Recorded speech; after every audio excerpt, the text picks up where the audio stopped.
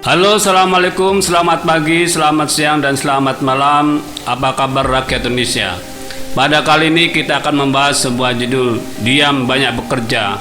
Proyek rencana era Soeharto mentok pada era SBY dieksekusi oleh Jokowi. Jokowi memang sudah kenal diam-diam, tapi banyak hasil kerjanya. Irit bicara, banyak bekerja. Bukan sebaliknya seperti gubernur ibu kota yang lebih banyak bicara tapi sedikit bekerja. Ada juga Ahok yang banyak bicara tapi juga diimbangi dengan banyak bekerja. Silahkan nilai sendiri mana yang the best dan mana yang paling hancur. Presiden Jokowi baru-baru ini meresmikan sistem penyediaan air minum SPAM unggulan Kabupaten Pasuruan, Jawa Timur. Alhamdulillah, SPAM unggulan sistem penyediaan air minum yang telah lama dikerjakan hari ini telah rampung dan dapat dimanfaatkan oleh masyarakat. Soal air ini, beberapa waktu lalu Jokowi juga meresmikan sebuah bendungan di Pacitan, dan di saat yang bersamaan muncul perbandingan dengan mantan prihatin yang bangun museum. SPAM ini adalah sumber air yang memang sudah ada sejak zaman pemerintah Hindia Belanda. Pengelolaan pertama dilakukan oleh Water Bedridge pada tahun 1917. Pada pemerintahan era Soeharto direncanakan pembangunan SPAM unggulan setelah 45 tahun sejak direncanakan, yakni pada tahun 1973 silam. Lalu entah kenapa pembangunan proyek tersebut tiba-tiba tidak dilakukan.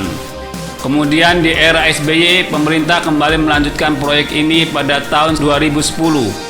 Dan diprakualifikasi 1 tahun setelahnya, yakni pada tahun 2011.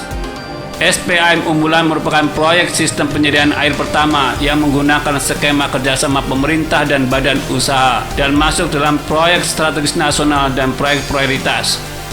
Meskipun begitu, proyek ini tidak mendapat lampu hijau karena pihak swasta tidak begitu tertarik dengan proyek ini. Akhirnya proyek ini berlalu tanpa kejelasan. Hingga akhirnya proyek SPAM unggulan ini kembali dilanjutkan oleh Presiden Jokowi. Proyek besar ini menelan biaya hingga 2,05 triliun. SPAM unggulan bertujuan mengalirkan air curah dengan kapasitas produksi sebesar 4.000 liter air per detik dengan jaringan sistem transmisi dari mata air unggulan ke-5 PDAM di Provinsi Jawa Timur, yaitu masing-masing PDAM Surabaya, PDAM Kabupaten Pasuruan, PDAM Kota Pasuruan, PDAM Kota Sidoarjo, dan PDAM Kota Gresik. Hal ini membuat SPAM unggulan akan mengoperasikan jaringan pipa transmisi sepanjang 92,3 km melewati 16 titik pasokan. Menurut Jokowi, ini dapat dimanfaatkan masyarakat, utamanya masyarakat di Kabupaten Pasuruan, Gresik, Sidoarjo, dan Kota Surabaya. Inilah yang saya maksud dengan kelebihan Jokowi. Banyak hasil kerja yang tidak kita ketahui semuanya karena irit bicara, tahu-tahu jadi aja.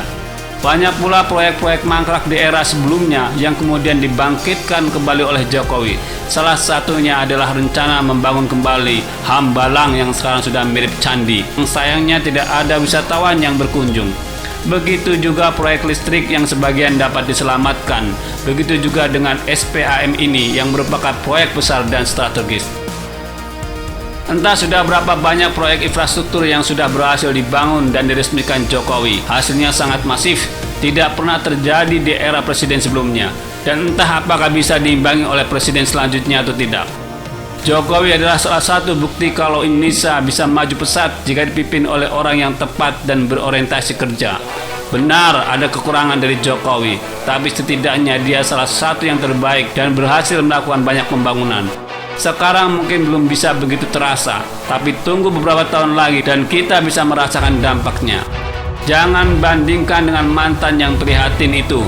Kalau ditanya apa kerjanya selama ini, mungkin kerjanya adalah tidak kerja autopilot, lebih sering prihatin dan curhat, sering dizalimi dan dibully, sambil sesekali bikin album baru.